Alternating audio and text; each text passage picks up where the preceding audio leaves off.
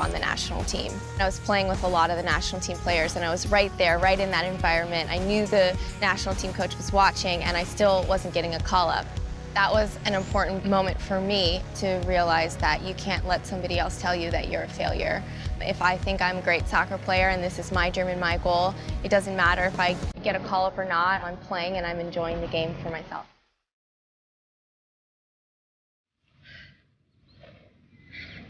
After my rookie season, I had re-signed and I thought, this is one more year, one more chance, try to get a call-up, and I get a phone call that wasn't good enough or that someone didn't want me on their team. I got to play with the freedom of just doing it for myself. Nobody was watching, nobody cared what I was doing, and that transformed me as a player and as a person.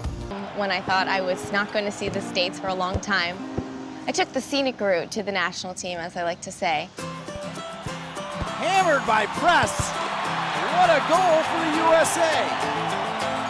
And a big smile from Christen Press.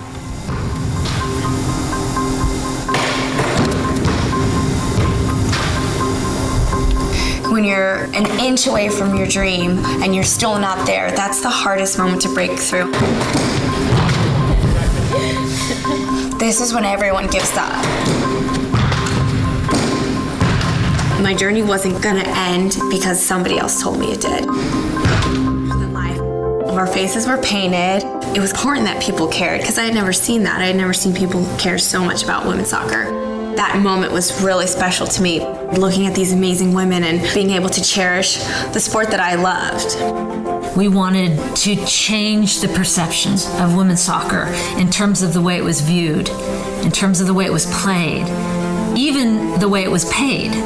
Part of that was establishing a women's professional league so that it wasn't just 20 players who could make a living, it was hundreds of players. We're still struggling to make a women's professional league survive.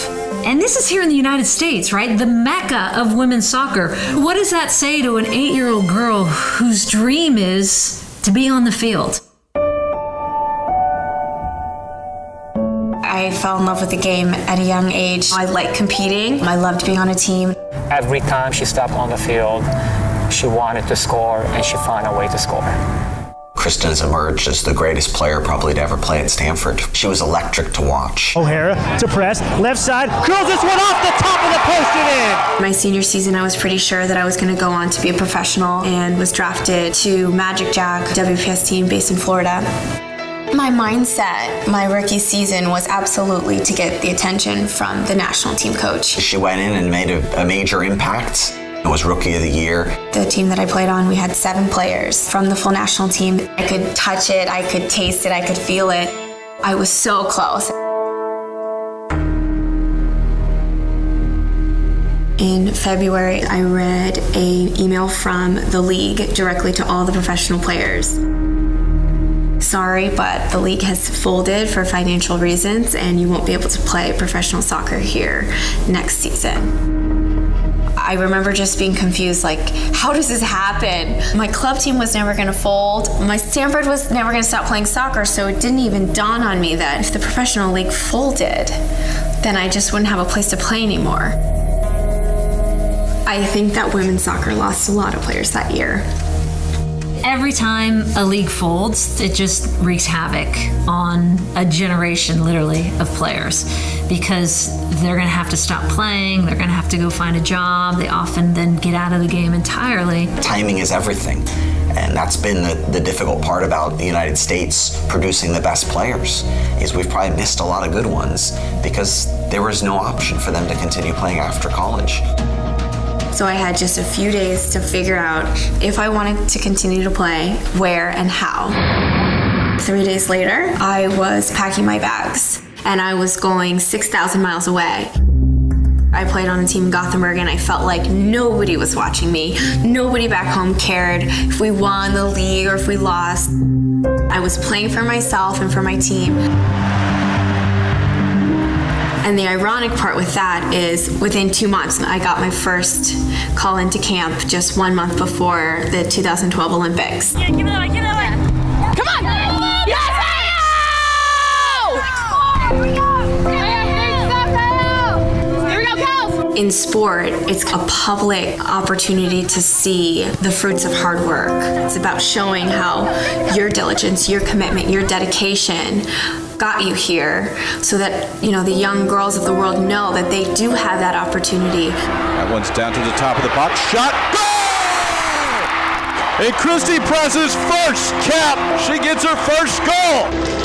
Numbers back for France, but now a step ahead, and there's the second goal. Christen Press can do this. She can beat players. The women's national team has a really good hold in this country. We have a lot of fans and we can sell tickets. So the question is, why doesn't that trickle down to the leagues? We are currently in our third women's league, and it has been subsidized by U.S. Soccer in the hopes that it won't fold in its third season, which both other leagues did. And this year is the third season. So it's kind of the scary season that everyone's crossed their fingers for. For the average person walking down the street, they don't even know a women's soccer league exists in this country because it's just not making that national conversation. That's the reality. We play good soccer and we love it and we own it. I know that people want to see us play, and I know that when they do, they enjoy it. It's possible. Look at Portland. 20,000 showing up for a women's pro league match. Everything you can imagine is real, it says.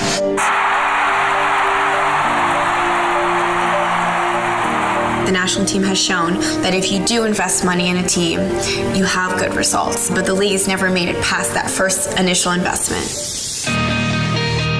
On the eve of the World Cup, we'll all be having that rush of emotions. That feeling that you get when you have so much opportunity right out in front of you. You're just so excited knowing the potential that you have if you reach out and grab it. Start to go, start to go, start to go. We're all so excited to be a part of the history, take the game somewhere new. It's not just for me, it's for all the girls that come next, so that they could have someone to watch, play, and to learn from. When they get their opportunity, they'll be better than us. And I think that that's how it moves forward, and that's how we finally find a league that works. It comes down to the individuals in the sport continuing to push for something greater.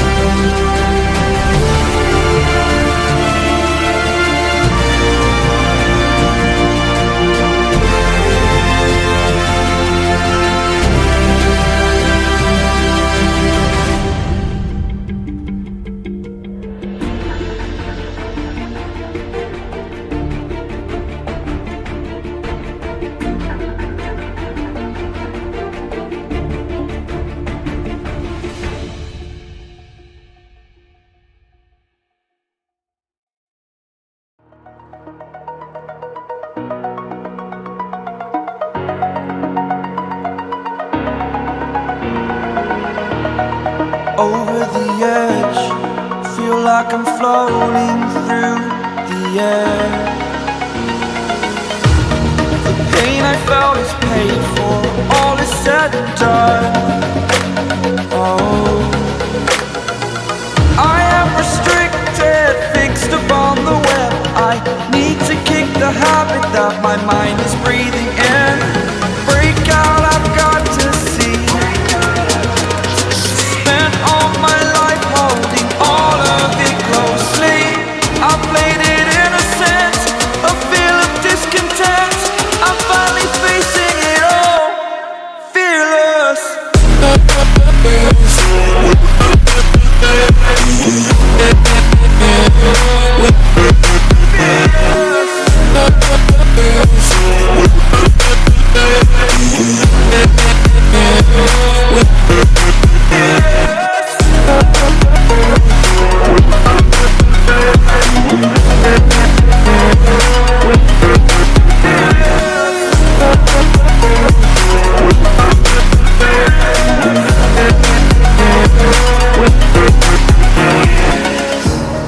Burning the bridge that keeps us.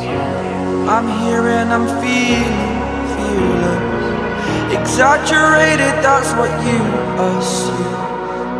The story's over now, I must conclude.